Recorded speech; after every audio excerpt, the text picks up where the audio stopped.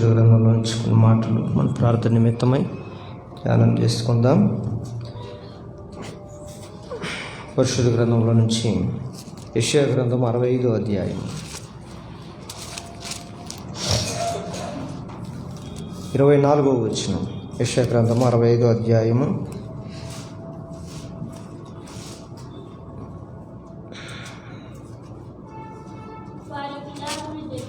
24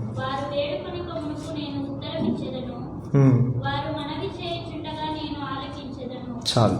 దేవుడి మాటలు మనతో మాట్లాడినట్టు ప్రార్థన చేసుకుందాం. కృపా కనికరం కలిగిన మా తండ్రి, పరిశుద్ధుడైన మా దేవ, మీ సన్నిధిలో సీయోనులో ఈ రాత్రికాల సమయం అందరూ ప్రార్థించుకో మమ్మల్ని నడిపించిన దారం కొరకే నీకు వందనాలు, స్తుతులు, స్తోత్రములు.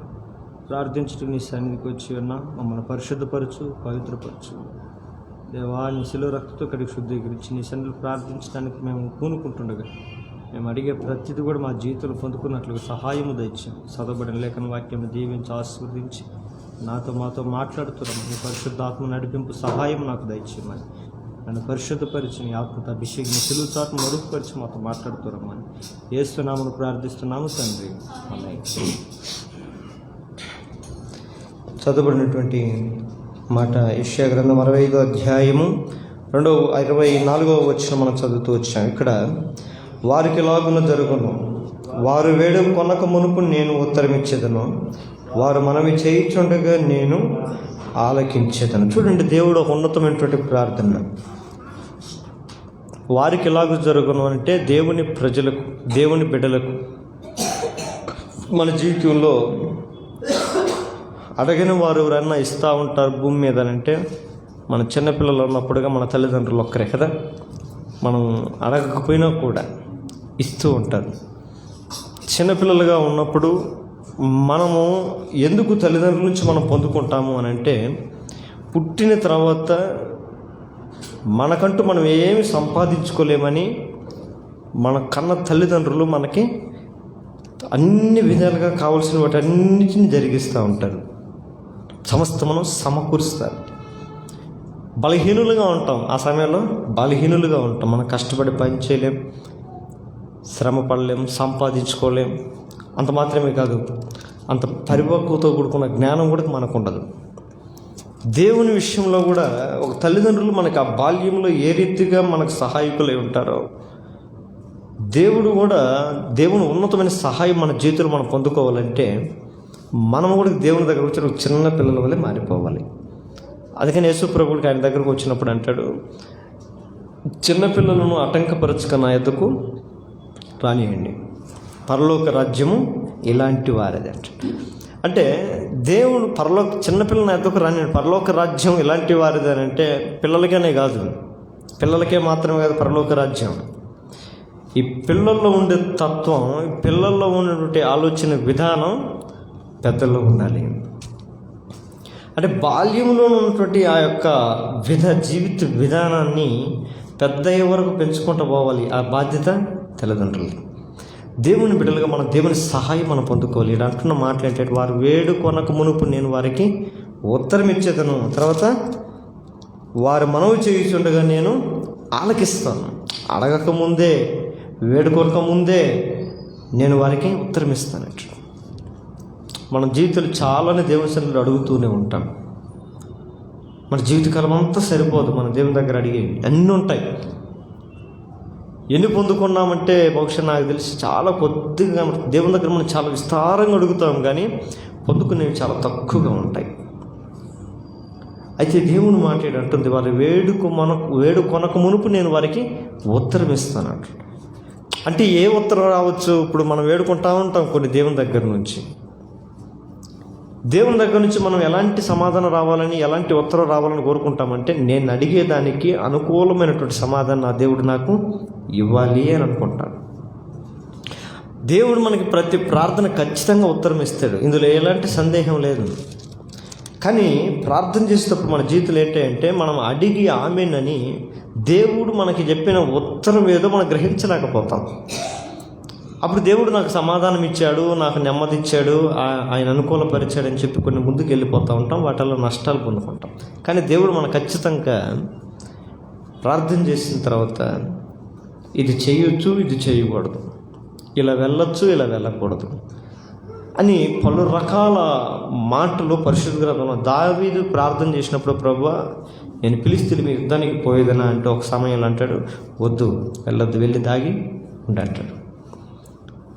మళ్ళీ ఒకసారి ప్రార్థన చేసినప్పుడు, ప్రభువా నేను ఫిలిష్తీయుల మీదకి యుద్ధానికి వెళ్ళొచ్చు అంటే, వెళ్ళు, నేను వారిని చేతికి అప్పచెప్తానంట. అంటే దేవుని దగ్గర నుంచి మనకు ఉత్తరం వచ్చేంత వరకు మనం ప్రార్థించాలి. వారు వేడుకొనక మునుపు నేను వారికి ఉత్తరం ఇచ్చేదిను అని అంటే కొన్నిసార్లు మనం అడగలేని పరిస్థితులు దేవుని సన్నిధిలో ఉంటాయి. వేడుకొనక మునుపు అంటే ఇనుపడినట్టుగా జనాల ముందు కొన్ని ప్రార్థించలేము మనం. కొన్ని పరిస్థితులు, ఇప్పుడు సమాజంలోకి వచ్చినప్పుడు, ఇటు గుంపులోకి వచ్చినప్పుడు మనం కొన్ని చాలా ఉంటాయి. మన పర్సనల్ విషయాలు, వ్యక్తిగత సంబంధించిన ప్రార్థన విషయాలు చాలా ఉంటాయి, మనం అడగలేము. అలా అని చెప్పి నువ్వు అడగలేదు కాబట్టి నేను అవి పట్టించుకొని నేను అని దేవుడు పొరపాటున అండవు. మనకు మోస్ట్ ఎగ్జాంపుల్ ఉదాహరణ అంటే హన్నా మనకు కనపడుతుంది పరిశుద్ధ గ్రంథంలో. అని దేవుని సన్నిధికి వెళ్తుంది, ప్రతి సంవత్సరం వెళ్తుంటుంది, ఆమె కొత్త ఏమి కాదు. కానీ ఆ రోజు మాత్రం దేవుని సన్నిధిలోకి వెళ్ళింది, దేవుని సన్నిధిలో కూర్చుంది, ప్రార్థన చేస్తుంది. శబ్దం వినపడట్లేదు, కన్నీళ్ళు మాత్రం వస్తున్నాయి. అది గమనిస్తున్నటువంటి ఏలీ ప్రవక్తకి ఈమె బహుశా ఎందుకు ఏడుస్తుంది, ఈమె ఆలో కొన్ని మూలుగులతో కూడుకున్నటువంటి శబ్దాలు మాత్రం వినపడతాయి, కానీ స్పష్టత లేదు. అది గమనిస్తున్నటువంటి ఆ సేవకుడు లేదా యాజకుడు దగ్గరికి వెళ్ళి, అమ్మ పట్టపగులు తాగేసి వచ్చి మందిరంలో కూర్చొని ప్రార్థన చేయడం అది మంచి లక్షణం కాదంట. ఆమె ఒక్కసారిగా అవ్వక అయిపోద్ది, అయ్యో నన్ను దయచేసి నువ్వు పనికి మాలిన దానివని అనుకోవద్దు, అంత పనికి మాలిన దానిగా నన్ను ఎంచొద్దు. ఆమె చెప్పే మాట చూడండి, దేవుని సన్నిధిలోకి మనం వచ్చామనంటే పనికి మాలిన వారు మనం ఖచ్చితంగా కాము. ఏదో మనకు పని పడింది, ఏదో మనకు అవసరం పడింది, అక్కర పడింది, అది వేడుకొనుటకై దేవుని సన్నిధిలోనికి వచ్చి నేను కొన్ని వేడుకోలేను. నేను గట్టిగా వేడుకున్నాను అనుకోండి, దీనికి ఎంత దుర్బుద్ధి. తన అక్కకి పిల్లల్ని ఇచ్చాడే దేవుడు, ఆ బిడ్డల్లా చూసుకోవచ్చు కదా అని అనుకుంటారేమో సమాజం కదా. చూడు, ఇద్దరు ఒక భర్తే, ఇద్దరికి ఒకే భర్త, ఒక భర్తకి ఇద్దరు భార్యలు అయ్యి ఉండి సొంతం తోడబుట్టిన అక్క బిడ్డలను కూడా తన బిడ్డగా చూసుకోవట్లే అని గట్టిగా చెప్పుకుంటే బాగుండదు.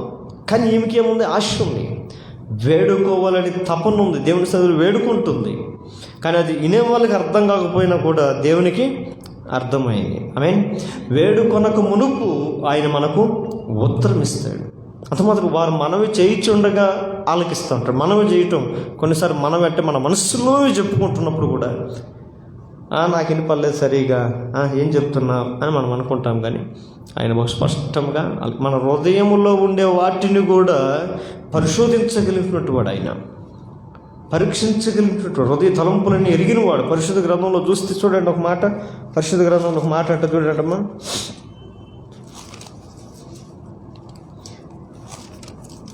యెషయా గ్రంథం అది 58వ అధ్యాయం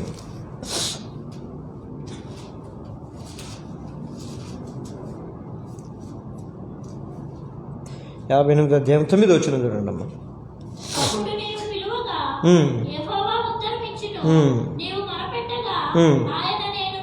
చాలు చూడు, మొర్ర పెట్టంగా ఆయన ఉత్తరం. ఇందాక ఆడేమన్నా వేడుకొనక మునుపు నేను వారికి ఉత్తరం ఇచ్చేది. ఏ విధమైనటువంటి వేడుకొనక మునుపు లోకంలో మనకందరూ తెలిసినట్టుగా వేడుకునేదాన్ని కాకుండా, లోకంలో ఏమన్నా నువ్వు ప్రార్థన చేయట్లేదు, నువ్వు సరిగ్గా చేయట్లేదు, రకరకాలుగా మన ప్రార్థన, మన జీవితం దేవుడు మాత్రం వింటూ ఉంటాడు. కానీ ఆయన ఉత్తరం ఎలా వస్తుందంటే, వారు వేడుకొనగా నేను వారికి ఉత్తరం ఇస్తాను, ఉన్నతమైన సమాధానం ఇస్తాడు. పరిశుద్ధ గ్రంథంలో కొంతమంది ఉంటారు, కొంతమంది ప్రార్థన చేస్తారు, ఉన్నతమైనటువంటి దేవుని సన్నిధిలో వేడుకుంటే వారి జీవితాల కార్యాలు జరుగుతాయి. మొట్టమొదటిగా సాంసోను యొక్క జీవితం మనం చూడవచ్చు, న్యాయాధిపతుల గ్రంథంలో ఉంటుంది. చూడండి అమ్మ మాట చూడండి, న్యాయాధిపతుల గ్రంథము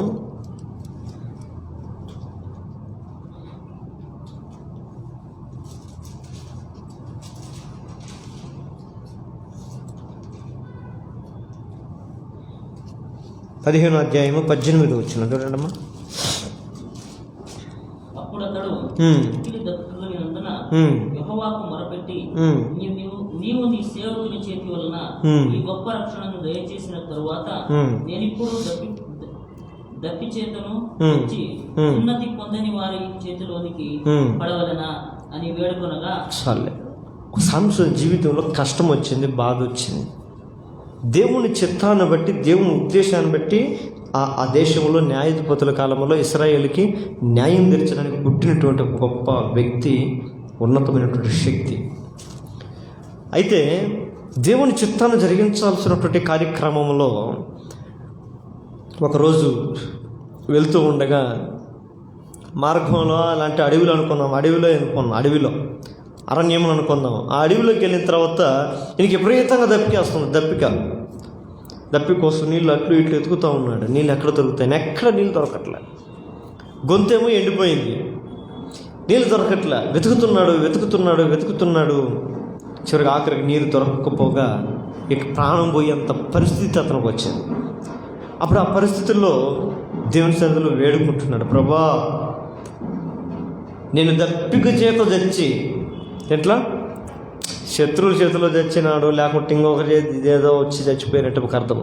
దప్పిక చేతనే నేను చచ్చిపోతే దేవుడు చేత నీళ్ళు ఇప్పించుకోలేని భక్తిపరుడు ఇతనేం భక్తిపరుడయ్యా అని నా శత్రువులు నా విషయమై సంతోషిస్తారే, నిన్ను నిందిస్తారే, నాకు ఈ పరిస్థితి వద్దు, నాకు సహాయం చేయని వేడుకొనగా. మన ఆధ్యాత్మిక జీవితంలో కూడా, మన బ్రతుకుల్లో కూడా దేవుని చిత్తమును జరిగించేటప్పుడు మన జీవితంలో కొన్ని కోల్పోవలసిన పరిస్థితి మన జీవితంలో వస్తుంది. కోల్పోతున్నామని, సమస్తమును మనం దూరం అయిపోతున్నామని మనం ఒక్కొక్కసారి బాధపడాల్సిన పరిస్థితి వస్తుంది. అప్పుడు మనం అనుకుంటున్నాం, ఇవన్నీ పోతే ప్రభా నీ నామానికి అవమానకరంగా కదయ్యా, నీ నామానికి ఇబ్బందికరంగా ఉంటానయ్యా, నన్ను ఆ రీతిగా ఉంచుకు అని మనం కొన్ని ప్రార్థనలు మనం జ్ఞాపకం చేసుకుంటాం. కానీ దేవుడు అంటున్నట్టు మాట, కలిగిన దుస్థితిని బట్టి కూడా మన దేవుని సన్నిధిలో ప్రార్థన చేయగలిగితే అది దేవునికి నిజంగా మనం ఆ దుస్థితిలో మనం కానీ ఏమైనా నష్టపోతే అది దేవుడి నామానికి ఖచ్చితంగా అవమానకరం. ఆ పరిస్థితి మన జీవితంలో జరగనివ్వడు. సంసోను తన జీవిత కాలంలో 2-3 సార్లు ప్రార్థన చేస్తాడు నాకు తెలిసి. ఈ ప్రార్థన ఎట్ట చేశాడయ్యా అంటే దేవుని చిత్తంలో ఉన్నప్పుడు చేశాడు. రెండవ ప్రార్థన ఎప్పుడు చేస్తారంటే టోటల్గా పడిపోయిన స్థితిలో ఉండి కూడా ప్రార్థన చేస్తాడు. పాపంలో పడిపోయి ఉంటాడు, ఆ 2 కళ్ళు కూడా పీకేసి ఉంటారు, అక్కడ కూడా వేడుకుంటాడు, దేవా ఒక్కసారికి నాకు సహాయం చేయి, శత్రువుల చేత నేను సంహరించబడకుండానట్లుగా నాకు ఒక్కసారికి నాకు శక్తిని అని బలముతో ప్రార్థన చేస్తాడు. దేవుడు శత్రువుల ఎదుట మనలను ఏమాత్రం కూడా సిగ్గుపడనివ్వడం. ఈ విషయం గుర్తుపెట్టుకోవాలి. ఈ లోకము మనకు శత్రువు, ఈ లోకము మనకి విరోధి. దేవునికి ఈ లోకం విరోధి అయిందంటే దేవుని బిడ్డలకు మనకు కూడా ఈ లోకం విరోధే. అందుకని యేసుప్రభువు అంటాడు, ఈ లోకము నన్ను ద్వేషించింది కనుక గుర్తుపెట్టుకోండి, మిమ్మల్ని కూడా ద్వేషిస్తుంది. మొదట నన్ను ద్వేషించింది. ఈ లోకమును మీరు కానీ ప్రేమిస్తే మీరు నాకు శత్రువులు అవుతారు. నన్ను ప్రేమించారనుకోండి, లోకం మీకు మీరేమవుతారు? శత్రువులు అయిపోతారు. కానీ ఈ శత్రువులు ఎప్పుడు కూడా మీ మీద సంతోషపెట్టేటట్టుగా నేను పొరపాటున మీ జీవితంలో చేయడం. శత్రువు ఎప్పుడు కూడా మన మీద సంతోషపడకూడదు, మన మీద జయం పొందకూడదు. ఒక క్రైస్తవుడిగా మనం ఎప్పుడు దేవుని సన్నిధిలో వేడుకోవాల్సింది ఏంటంటే, ఈ లోకం అనే శత్రువు నా మీద ఎప్పుడు విజయం నొందనీయకు. ఆమేన్. ఈ లోకంలో నేను ఎప్పుడు రాజ్యపడకూడదు, లోకంలో నేను ఎప్పుడు ఓడిపోకూడదు, ఆ పరిస్థితి నా జీవితంలో రాకూడదు అని సంసోను యొక్క ప్రార్థన. ఆ పరిస్థితి వచ్చినప్పుడు దేవుడు అని అంటాడు, అక్కడ ఆయన ఎదుటినే భూమి చీల్చబడితే నీళ్ళు అక్కడి నుంచి రావటం, ఆ నీళ్ళు తాగి తెప్పరిల్లాడంట, బ్రతికి బట్ట కట్టాడంట. దేవునికి స్తోత్రం. కనుక క్రైస్తవుడిగా మనం మొదటగా మన ఆధ్యాత్మిక జీవితంలో వేడుకోవాల్సింది, లోకమనే అపవాది యొక్క సైన్యంలో ఈ లోకంలో అంటేనే ఏదో ఒక వ్యక్తితో కాదు, 2 వ్యక్తులు, లోకమందు ఉన్నట్టు దురాత్మల సమూహం, వాయుమండలం ముందు ఉన్న దురాత్మ సమూహంతో మనం పోరాటం చేయాలి. సంసోను ఇశ్రాయేలు కొరకు పోరాటం చేయగలిగినటువంటి ఒక వ్యక్తి. దేవుని బిడ్డలుగా క్రీస్తుని ప్రేమిస్తున్నటువంటి మనము కూడా క్రీస్తుతో ముందుకు సాగిపోవాలి అని అంటే పరలోక రాజ్యాన్ని మనం చేరుకోవాలన్నంత వరకు కూడా మధ్యలో దేవునికి మనకు మధ్యలో ఉండేదే ఈ లోకం. దేవుని చేరుకోవాలంటే ఈ లోకంతో మనం ఖచ్చితంగా పోరాటం చేసి దీన్ని జయించి ఆయన దగ్గరికి చేరాలి. ఇక్కడ రాజీ పడకూడదు, కుంటుపడిపోకూడదు, కృంగిపోకూడదు, పడిపోకూడదు. లోకంలో మీకు శ్రమ కలుగును, లోకంలో మీకు నిందలు కలుగును, లోకంలో మీకు అవమానాలు కలుగును. లోకం మిమ్మల్ని చట్టసభలకు తీసుకొని పోయి నిలబెట్టద్ది. అయినప్పటికీ సరే మీరు భయపడగాలి. ప్రాణము పోయేంత పరిస్థితి వచ్చినా భయపడమాకన్నట్టు. మనమైతే ప్రాణం పోయేదాకా ఓపిక పడతాం. ఇంకా పీకల మీద కడుకు వచ్చిందనుకో, నా బిడ్డల కోసమైన బ్రతకాల ప్రభు మమ్మల్ని విడిచిపెట్టరు కదా. మన పీకల మీద కత్తి పెట్టే లేకుంటే మన బిడ్డలే తీసుకుని మన పిల్లల కాడ గొంతు మీద కత్తి పెట్టి యేసు ప్రభుని విడిచిపెట్టి, లేకుంటే నీ బిడ్డల గొంతులో పొడి చేస్తే కత్తి అంటే ఏం చేస్తాం? అయ్యా ప్లీజ్ మేము విడిచిపెట్టేస్తాం. దేవుని క్రైస్తవుడిగా ఉన్నటువంటి మన జీవితంలో ఒక సంవత్సరం లాంటి ప్రార్థన మనకు కావాలి. శత్రువులు సంతోషింపనీయకూడదు, లోకము సంతోషించవచ్చు. దేవుని ఎదుట మనం ఎప్పుడు అపవాది అయిన సాతాను కూడా యోబు జీవితంలో జరిగిన ప్రతి శోధన మనం చదివినప్పుడల్లా అర్థమవుతుంది. ఎందుకు వచ్చింది, యోబుని ఎందుకు శ్రమ పెట్టాలనుకుంటుంది, యోబుని ఎందుకు ఇబ్బందుల పాలు చేయాలనుకుంటున్నాడు అపవాది అని అంటే, దేవుణ్ణి మరచాలి, దేవుణ్ణి విడవాలి. దేవుని దృష్టిలో యోబుకు ఉన్నతమైనటువంటి స్థానం ఉంది. దేవుడు యోబును చూస్తే ఆయన ఇస్తున్న సాక్ష్యం, యోబు నీతిమంతుడు, న్యాయవంతుడు, యథార్థవంతుడు, చెడుతనం నశించుకున్నవాడు, భూమి మీద అతను వంటి వాడు. అప్పుడు కూడా అది ఒక సర్టిఫికేట్. ఆ సర్టిఫికేట్ దేవుడు పరలోకమందున్న మన తండ్రి మనకి ఇవ్వాలి భూమి మీద. నా బిడ్డ లోకమును ప్రేమించడం, లోకమును దేన్ని ప్రేమించడం, లోకమును నశించుకున్నాడు, విసర్జించాడు, లోక సంబంధమైన వాటిని విసర్జించాడు. లోకము ఒకవేళ అతను అణిచివేస్తున్నా కూడా ఆ సందర్భంలో ఏం చేస్తాడు? శాంసోను వలె దేవుడి సన్నిధికి ప్రార్థన చేసే అనుభవంలోనికి మనం వెళ్ళాలి. అదే ఉన్నతమైనటువంటి ప్రార్థన అనుభవం. ప్రభువా ఏమంటున్నాడు? మిక్కిలి దప్పిగొనందున అంటే మిక్కిలి ఇంక చచ్చిపోయేంత పరిస్థితి వచ్చినప్పుడు యెహోవాకు మొర్రపెట్టి, నీవు నీ సేవకుని నీ చేతి వలన ఈ గొప్ప రక్షణ దయచేసిన తర్వాత ఏం చేయగలిగాడయ్యా? ఎంత గొప్ప రక్షణ అంటే, పచ్చి గాడిద దవడతో 1000 మందిని చెప్పాడంట, కత్తి లేకుండా. దేవుని శక్తి చేత, దేవుని బలము చేత, మన ఆధ్యాత్మిక జీవితంలో కూడా దేవుని బలము చేత, దేవుని శక్తి చేత మనం నింపబడిన తర్వాత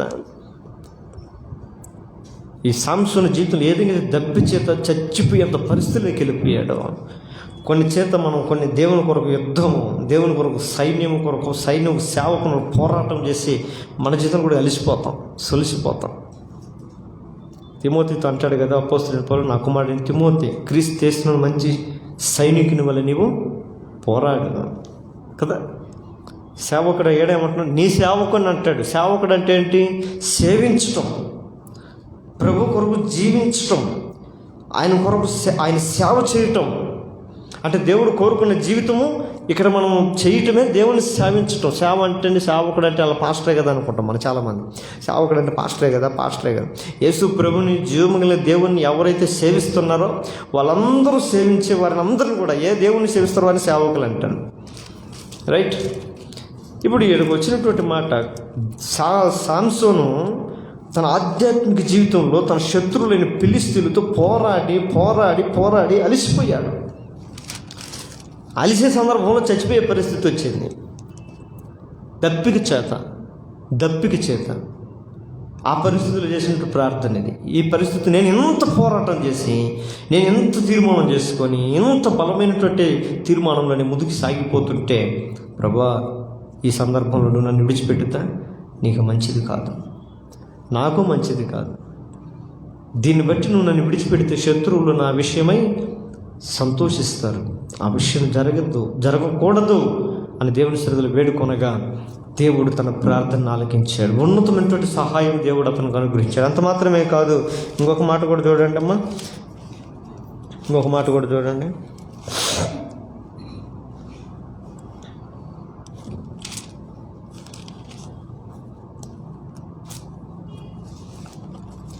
రెండో దినవృత్తాంతంలో 20వ అధ్యాయం 4వ వచనం.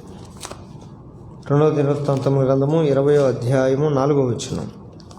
యూదావారు ఉమ్. యెహోవా మనని ఉమ్. సహాయమును వేడుకొనుటకై కూడుకొనిరి. చాలేమో. రెండవదిగా దేవుని యొక్క సహాయము కొరకు మనం కూడుకోవాలి, వేడుకోవాలి.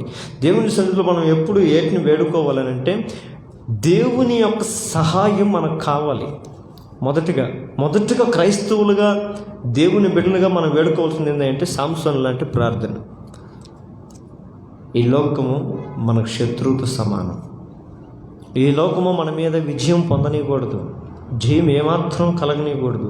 ఈ లోకంలో కేవలము చేటమే. ఈ లోకం మనల్ని ముంచకూడదు. ఈ లోకం మనల్ని ముంచిందంటే మనకు కనుమరుగైపో. సముద్రం చూడండి, పెద్ద సముద్రంలో ఈ ఏమంటారు బోట్లు కానీ స్టీమర్స్ కానీ పెద్ద షిప్పులు అంట ఎంత బాగా పోతూ ఉంటాయి అండర్గ్రౌండ్. ఆ సముద్రం మీద ఎలా పోతున్నాయి? ఆ సముద్రం మీద ఆ పడవ షాపీగా సాగిపోతుంటుంది. ఎప్పుడు ఆ సముద్రం నీళ్లు పడవలో చేరనంత వరకు. ఒక చిన్న బెజ్జం పడినా కూడా, చిన్న హోల్ దానికి ఒకటి తగిలినా కూడా ఏమైపోద్ది? ఇది ఏమైపోద్ది? అంత